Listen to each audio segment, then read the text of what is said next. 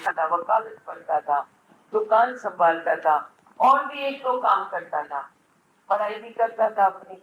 वो माँ रोती थी, सारा दिन काम करता है, सारा दिन लगा पड़ा है, फिर क्या, खाना भी पूरा नहीं खाता है, फिर तबीयत खराब होती है, नहीं वो तो ठीक है, फिर मारी खूब क्यों रोती है? मुझे लगता है ना सारा दिन काम करता है। मैंने बोला उसमें एनर्जी है तभी करता है ना, एनर्जी ना होती तो करता क्या?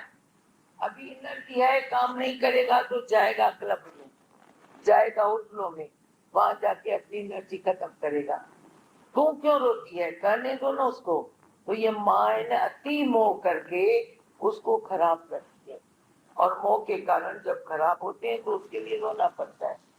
पर यह भी नहीं कि माँ ही सिर्फ खराब करती है, प्रकृति से भी बिगड़ के आते हैं।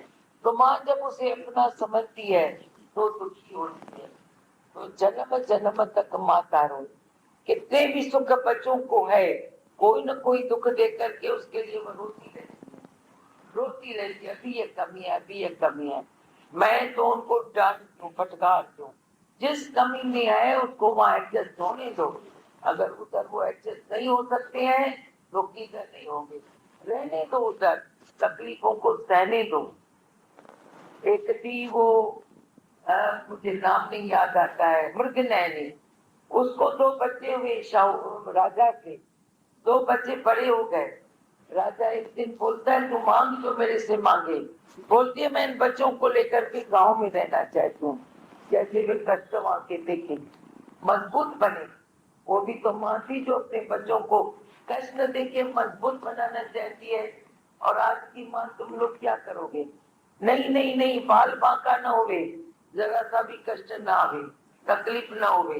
भगवान ने जो बार भी को न कर जाए, अरे आवे न क्या है, सुख दुख यही तो जीवन है, दुख सुखन जी सुअन। उनको तुम मजबूत नहीं बनाते हो, दुख ना आवे, दुख ना आवे, उनके अंदर ऐसी इच्छा डाल देते हैं जो जब तकलीफ आती है तो वो दुखी हो जाते हैं। तो ऐसे इसलिए रोना पड़ता है, वो दुखी रहते हैं तो माँ को रोना पड़ता है, क्योंकि माँ बोलती है मैं।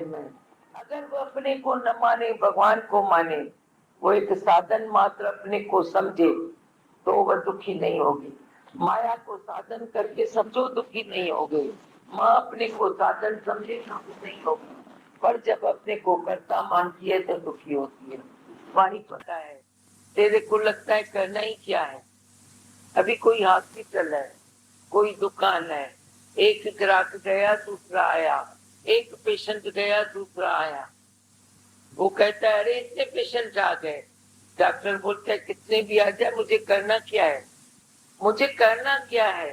पेशेंट आता है और जाता है, ग्राहक आता है और जाता है, गिनती करने की जरूरत थोड़ी है।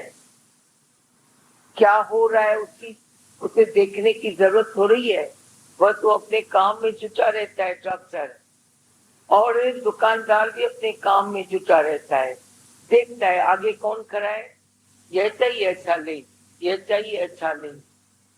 वो देखे प्रिस्क्रिप्शन लेके जाओ मेडिकल के पास, इतने लोग खड़े हैं, जो प्रिस्क्रिप्शन देखा दवाई दे दी, फिर दूसरा, फिर तीसरा।